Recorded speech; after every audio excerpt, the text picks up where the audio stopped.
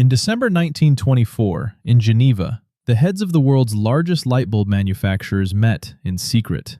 Philips, Osram, General Electric, and they agreed to do something that still shapes almost every product you own. They agreed to make their light bulbs worse, on purpose. They had a problem most businesses would envy. Their bulbs had become too good. The engineering had improved to the point where a bulb could burn for 2,500 hours, and some far longer.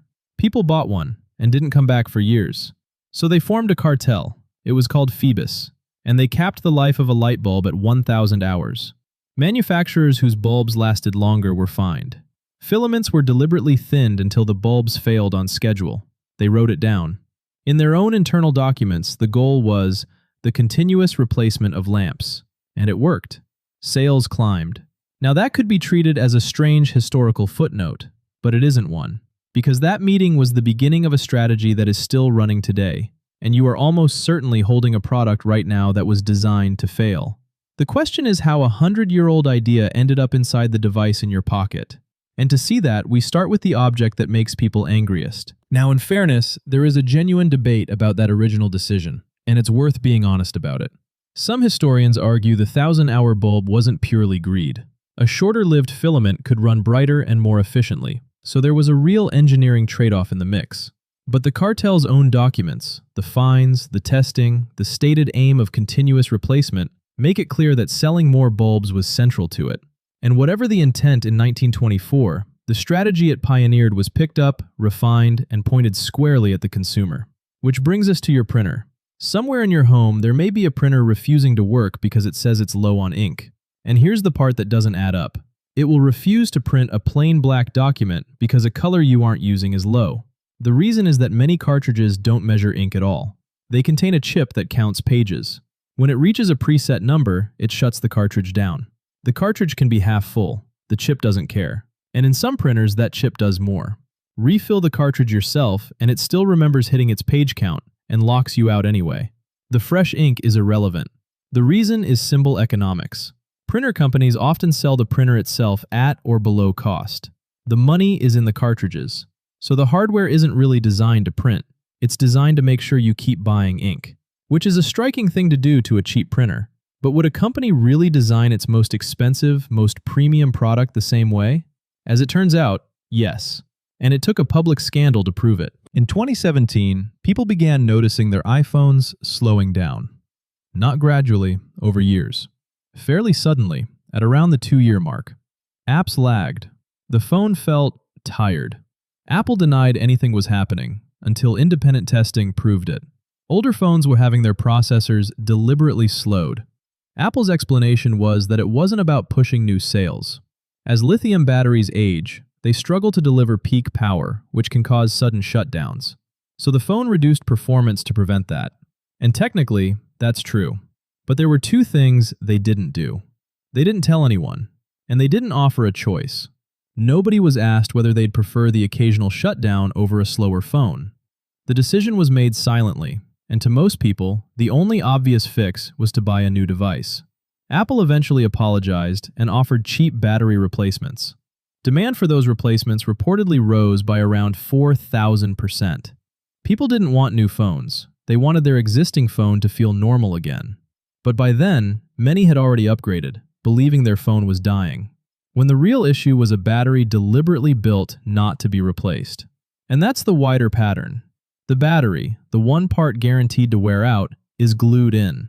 Screens are fused to glass. Cases are sealed with non-standard screws. Every choice quietly points the same way.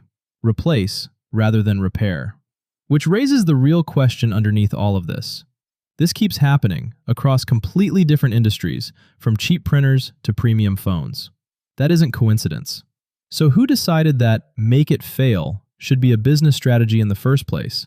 And how did it become normal? The term for it is planned obsolescence, and it was named in 1932 by a man named Bernard London, who wasn't an engineer. He was watching the Great Depression, factories sitting idle, people refusing to buy. And his proposal was radical. He suggested the government give products a legal expiry date, forcing people to replace them. The government never took it up, but industry adopted the underlying idea quietly, not through law, but through design. and it takes three forms. The first is functional, the printer chip, the thinned filament. The product is deliberately built to stop working. This is the most direct form. The second is perceived. Here, nothing breaks at all. A new color, a new shape, a slightly restyled model that makes last year's version feel dated. The product still works perfectly. You've simply been made to feel it's old. The third is systemic, the battery glued in place, the laptop memory soldered down so it can't be upgraded, the appliance that costs more to repair than to replace. Nothing is sabotaged directly. The whole system is just arranged so that repair stops making sense.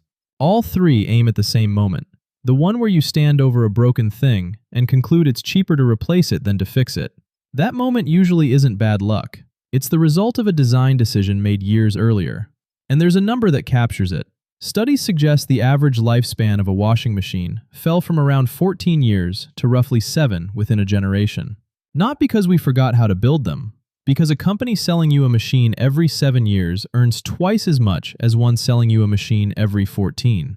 If this is landing, a like helps it reach more people, and you can subscribe for more of these. That's it. Back to it. So the strategy is deliberate, it's widespread, and it's decades old, which would be a bleak place to end, except something has started to push back, and it's working. In 2021, the European Union passed a law that got very little attention and matters enormously.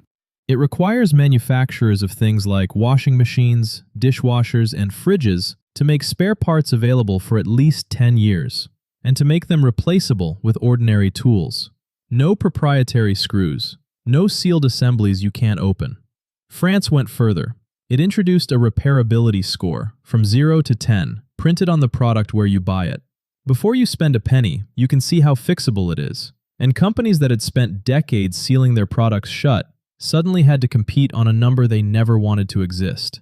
This is the right to repair movement, and it's gaining ground across the UK, the US, and Australia. The industry is resisting it with the familiar tools: lobbying, trade groups, and warnings that letting people repair their own devices is a safety or security risk. The most striking example is farm equipment. The manufacturer John Deere argued, in effect, that farmers shouldn't be allowed to repair their own tractors because the software inside them is proprietary. Machines people had bought outright, that they weren't fully permitted to fix. But something does shift when you learn the truth.